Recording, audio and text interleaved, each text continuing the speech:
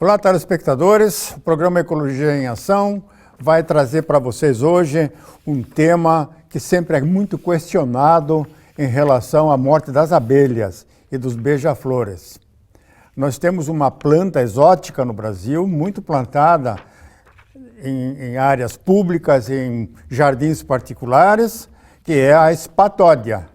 E vou mostrar para vocês aí um pronunciamento, uma definição de um especialista que vai nos falar dos perigos da espatódia, da flor da espatódia, que é uma planta africana e que ela realmente mata as abelhas e intoxica os beija-flores. Olha aí o filme. Uma planta bastante comum, agora estão proibidas por lei aqui em Santa Catarina.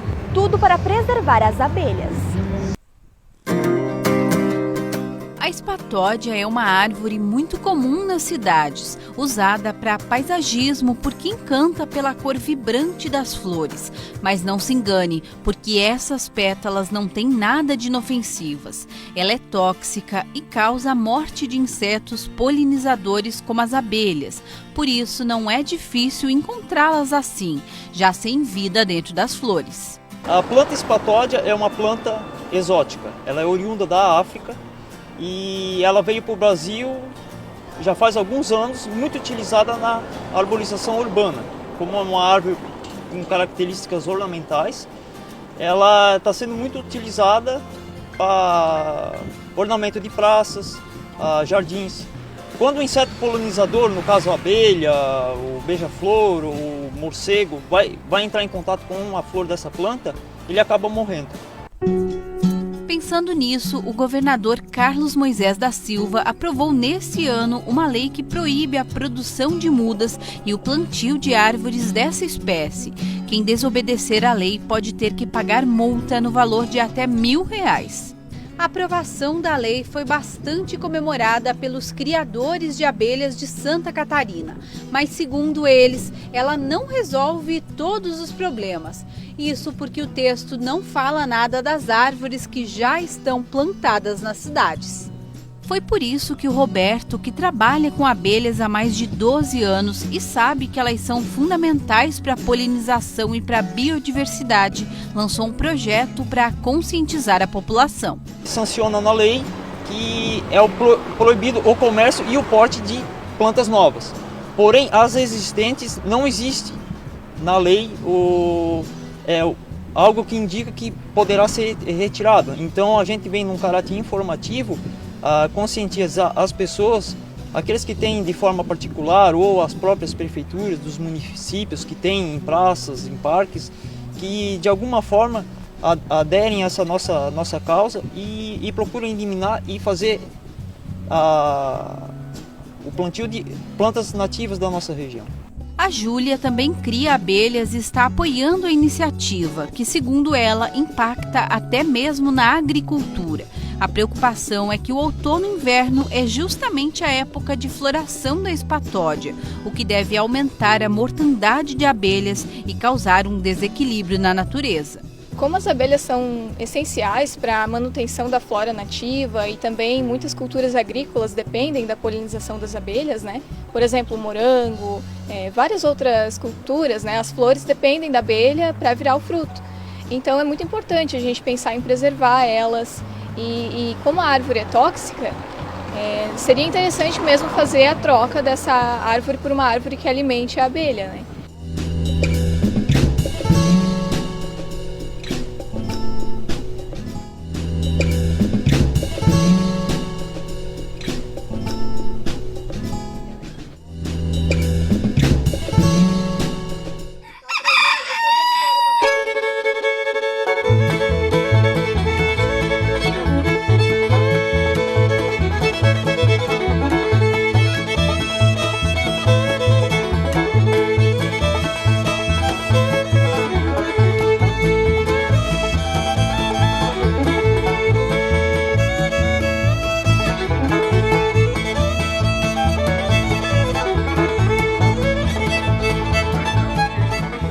É um projeto que, do ponto de vista acadêmico, ele é de suma importância, porque a gente coloca os alunos em contato direto com o agricultor e daí nascem novas demandas, novos desafios e um contato com a realidade, né? Então, essa perspectiva de trabalhar o conhecimento de modo integral em loco, ela é muito importante do ponto de vista didático e do ponto de vista da inovação e da tecnologia.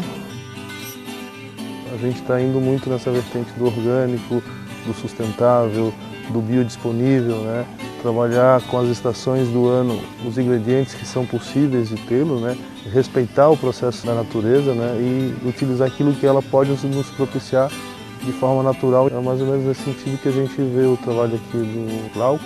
Ele tem essa experiência já de 20 e poucos anos que ele nos relatou, então é uma enciclopédia que a gente está acessando aqui na fonte, né?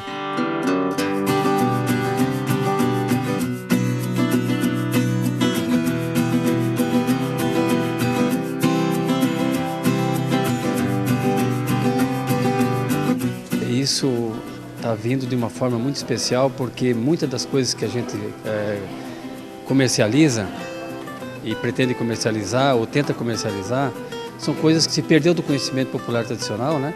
E que agora, com essa parceria com o Instituto, está se buscando de novo resgatar isso e colocar em prática. Não só o conhecimento científico, né?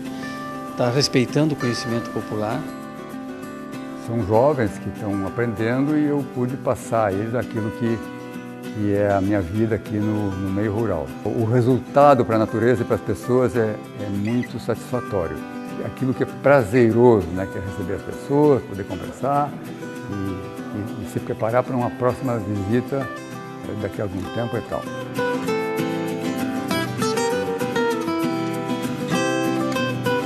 A nossa visão como gestão de turismo vai ver como ele está funcionando todo esse processo da pessoa receber os turistas, como é o por trás da realização do trabalho dessas pessoas. A gente precisa, dentro do curso de turismo, conhecer vários ambientes para a gente saber como gerir todos esses ambientes, porque cada um tem alternativas diferentes, formas de gestão diferentes, e a gente conhecer tudo isso é muito bom.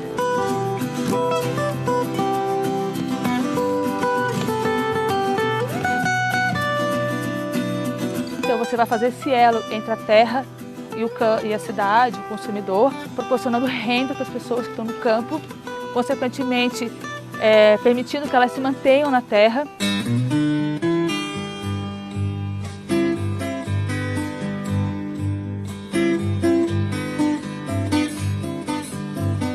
Que a gente precisa, sim, empoderar mais essas famílias da agricultura, da pesca, do artesanato, os nossos engenhos de farinha, engenhos que fazem açúcar mascavo, o pessoal que tem os ranchos de pesca, os nossos pescadores, né? Enfim.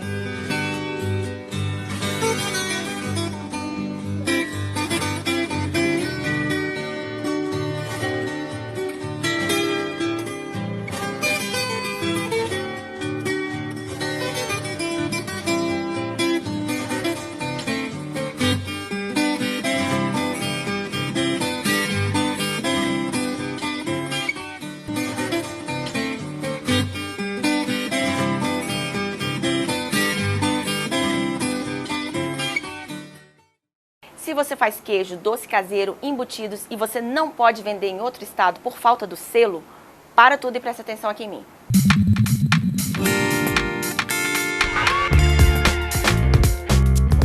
Quem faz alimento de origem animal já pode vender em outros estados sem o selo CIF, do Serviço de Inspeção Federal. É que foi publicada a lei que cria o selo ARTE. Ele vale para queijos, salsichas, linguiças, presuntos, mortadelas, salames e geleias artesanais, por exemplo. O texto da lei surgiu na Câmara e foi aprovado aqui no Senado. Eu conheço uma família que cria umas vacas num sítio aqui do lado, em Minas. Eles só podiam vender o leite e os queijos para os amigos e conhecidos aqui no Distrito Federal, porque tudo é artesanal e eles não tinham o selo CIF. Agora a história é outra. Os produtos deles vão ganhar as feiras e até os mercados com o selo ARTE. A ideia, pessoal, é simplificar. O selo CIF leva uns 2 anos para ser emitido pelo governo federal. Já o selo ARTE vai ser dos estados e a fila deve andar mais rápido. Lembrando que a fiscalização ainda vai rolar, mas os fiscais devem orientar os produtores, não vão sair multando antes de instruir. E já pode começar a vender em outro estado mesmo sem o selo? Sim, já está valendo a Lei 13.680 de 2018. Fica de olho, o selo Arte está saindo do forno. Até a próxima! Nós agora vamos falar um pouco sobre a questão da nova legislação dos agrotóxicos, da liberação dos agrotóxicos novos no Brasil pelo governo federal. Há uma grande polêmica a respeito, o pessoal do meio ambiente está muito irrequieto, o pessoal do agronegócio está muito satisfeito, mas vou mostrar aí para vocês algumas informações, algumas opiniões sobre a questão destes agrotóxicos. Em 2019 até agora, o Ministério da Agricultura aprovou 262 agrotóxicos. Dos 51 pesticidas aprovados hoje, 7 são produtos novos e formulados, ou seja, os agricultores encontram eles em lojas de insumos agrícolas. 44 são genéricos, então eles contêm princípios ativos que já são autorizados no país. Agora, em 6 desses 7 produtos novos, há o princípio ativo chamado sulfoxaflor, que inclusive, sulfoxaflor, na verdade, inclusive ele está em estudo fora do país. Ele controla insetos que atacam grãos e frutas e é relacionado também à redução de enxames de abelhas.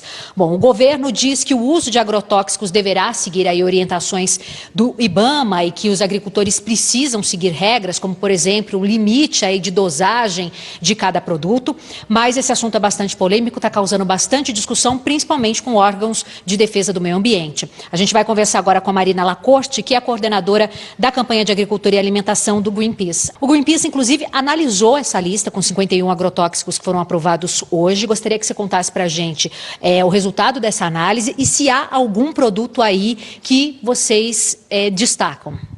Boa noite. Boa noite, obrigada pelo convite. Olha, apesar de se usar um argumento de que essa aceleração no ritmo traria para nós moléculas menos tóxicas, quando a gente olha para os números a gente vê que isso não é verdade. Desses 51 novos produtos, 18 são altamente ou extremamente tóxicos. Então isso é muito preocupante. São poucas as moléculas que são biológicas. Apesar do governo estar chamando isso de genérico, o que a gente está fazendo é inundar o nosso mercado com substâncias altamente tóxicas, ao invés de fazer o contrário. É o caminho que a gente teria que ir de redução do uso dessas substâncias que o mundo inteiro está começando aí. Entre essas substâncias liberadas, como você falou, tem o sulfoxaflor, que é super perigoso para as abelhas. Ele já teve proibido por um tempo nos Estados Unidos, hoje ele é permitido com algumas restrições, como em estufa, por exemplo. Aqui agora a gente tem mais 6 produtos com essa molécula, a gente teve um também no começo do ano liberado, e tem uma outra molécula também relativamente nova, que ela é muito tóxica para organismos aquáticos. Então o que a gente está vendo aí é uma tremenda contramão do que a gente precisaria ir. Fora alguns outros produtos que contêm moléculas que são super perigosas para a nossa saúde. O acefato, por exemplo, está no meio disso tudo. Ele é considerado muito perigoso para a fertilidade masculina, por exemplo, entre outras coisas. O 2,4-D, que é considerado cancerígeno, carcinogênico pelo IARC, também está nesse bolo. E o clorotalonil, que também é bastante tóxico para nós humanos, para a saúde e para a fauna, abelhas, anfíbios. Agora, Marina, o ritmo de liberação desses agrotóxicos está bem acelerado, né? O governo diz aí que está acelerado por causa de medidas desburocratizantes aí dos órgãos que fazem a análise desses produtos. Eu gostaria de saber, então, o que mudou nos últimos anos para a gente ter esse ritmo tão acelerado aí a ponto de aprovar 262 produtos, né, em meio ano? Esse é, sem dúvida, o maior volume que a gente já teve de liberação. Se a gente comparar com a última década, isso é nítido. O volume que a gente tem em 6, quase 7 meses agora, é muito maior do que liberações de anos inteiros, nessa última década. Então não tem nada de normal nisso, É muito importante reforçar isso. E quando o governo diz que tem melhoras no processo, na verdade essa melhora, ela é totalmente ligada a uma decisão política, Então existe um direcionamento do governo para que sejam liberados agrotóxicos que estavam ali naquela fila. Em detrimento disso, então, ao invés, por exemplo, exemplo, de você investir em outras coisas, como, por exemplo, programas de monitoramento e fiscalização.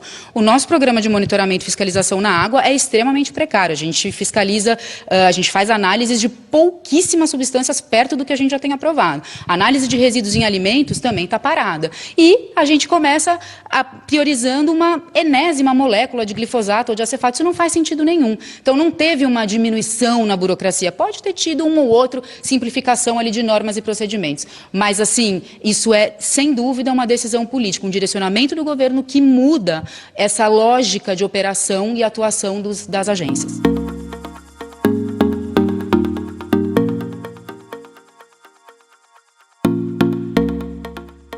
Encerrando assim esse primeiro bloco, convido vocês para, na continuidade, assistirem, depois dos comerciais, a segunda parte do programa Ecologia em Ação.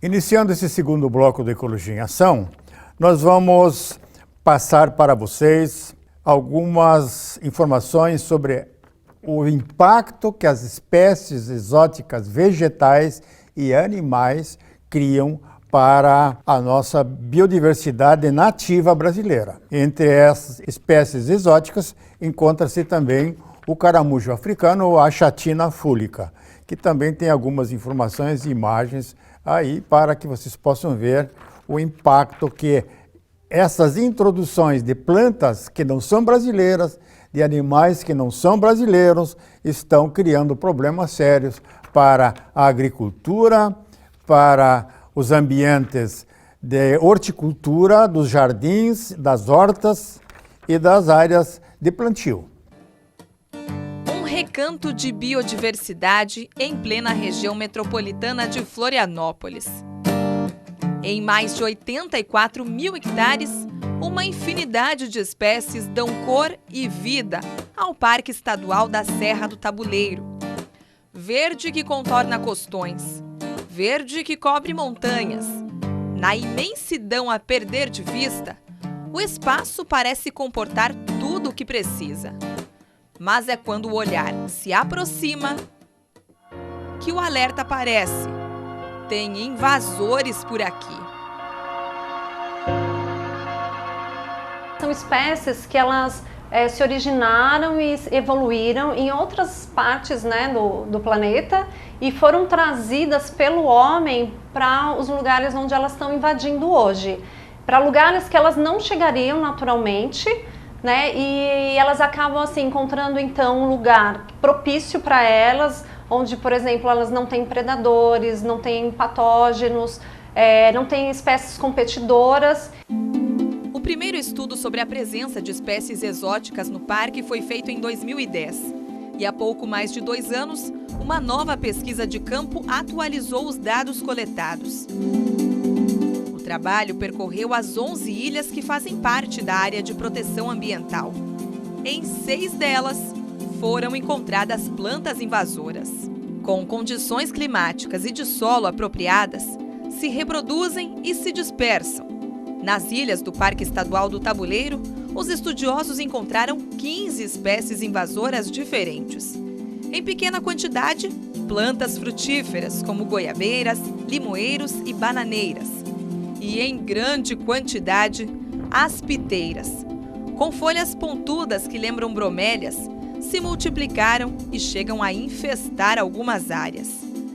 Na lista, uma das mais ameaçadoras é bem conhecida do ser humano, o espinafre. O pessoal observou que na ilha do Andrade, que é uma ilha, praticamente uma rocha com um pouquinho de terra, tem uma gramínea nativa lá, que é onde as aves fazem os ninhais, né?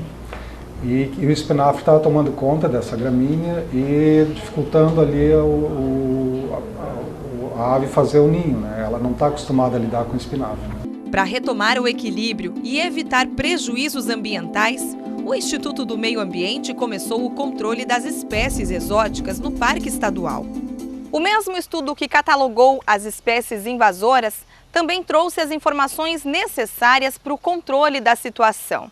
Um trabalho braçal, mas ao mesmo tempo muito minucioso. As plantas precisam ser totalmente retiradas, para que não tenham condições de brotar ou que sementes venham a germinar. Por isso, antes da execução, as equipes contratadas passaram por treinamento especializado. Assim, o IMA espera concluir em 2 semanas a primeira etapa do trabalho. Depois de 3 meses, as equipes retornam para avaliar o resultado e retirar o que possa ter brotado. Mais uma revisão acontece depois de 6 meses. Mas o trabalho não para por aí. Dos picos mais altos do Parque Estadual do Tabuleiro, vem o próximo desafio no controle de espécies invasoras: a infestação de pinos. Ele é uma espécie importante para o Estado, né, para a indústria madeireira, mas do ponto de vista da conservação de biodiversidade, né, ele não é uma boa espécie porque ela é muito agressiva, né, a dispersão dela. Então a semente ela é lançada a dezenas de quilômetros com a ação do vento e isto vem germinando em locais mais remotos possíveis, em cumeiros de serra, em áreas de campos naturais de altitude. Estão a mais de 1.200 metros de altura. Se reproduzem surpreendentemente. Para combater a invasão, o IMA projeta uma operação complexa e busca subsídios e parceiros para apoio nos custos, estimados em mais de R$500 milhão. Uma conta que não é nada, perto do impacto deles na região. É uma das áreas mais nobres que nós temos do parque, porque não são só espécies que estão lá, e sim grande parte das nascentes que abastecem a grande Florianópolis. E aí qual é o risco que se corre? O risco a médio e longo prazo é que, por falta desta questão das vegetações nativas, né, que tem ali toda uma característica local, ele vai alterar e isso pode comprometer realmente a questão da qualidade de água e até mesmo a quantidade de água nesses locais. E neste caso, é preciso agir para garantir que o meio ambiente continue aquilo que tem que ser, o mais natural possível. Garantir que o ambiente fique como ele tem que ser, como ele foi criado, como a fauna consegue interagir com ele, né? E as outras espécies de vegetais que estão lá também têm a sua interação natural. Né? And getting easier with every task, and not the first time, and it won't be the last.